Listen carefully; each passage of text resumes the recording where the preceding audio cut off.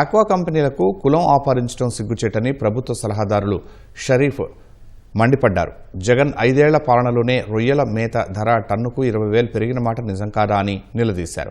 Aqua పరిశ్రమల నుంచి 5,000 కోట్ల జే ట్యాక్స్ వసూలు చేసి ఈ రంగాన్ని సంక్షోభంలో నెట్టారని ఆరోపించారు. ఆక్వా రైతులను కాపాడటానికి కూటమి ప్రభుత్వం శాయశక్తులా కృషి చేస్తోందని చెప్పారు. యూనిట్ విద్యుత్ ₹1.5కే ఇస్తున్నామని చెప్పారు.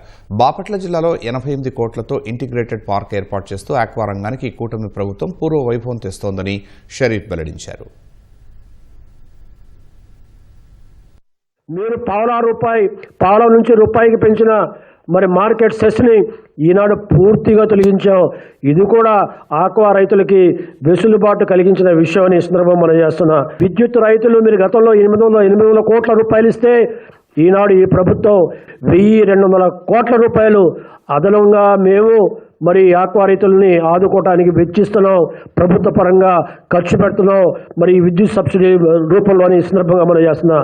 ప్రధానమంత్రి మత్స్య సంపద యోజన కింద ఈనాడు 88 కోట్ల 8 లక్షల రూపాయలతో బాపట్ల జిల్లా నిజాంపట్నం వద్ద ఇంటిగ్రేటెడ్ ఆక్వా పార్క్ని ఈనాడు నిర్మిస్తున్నాం.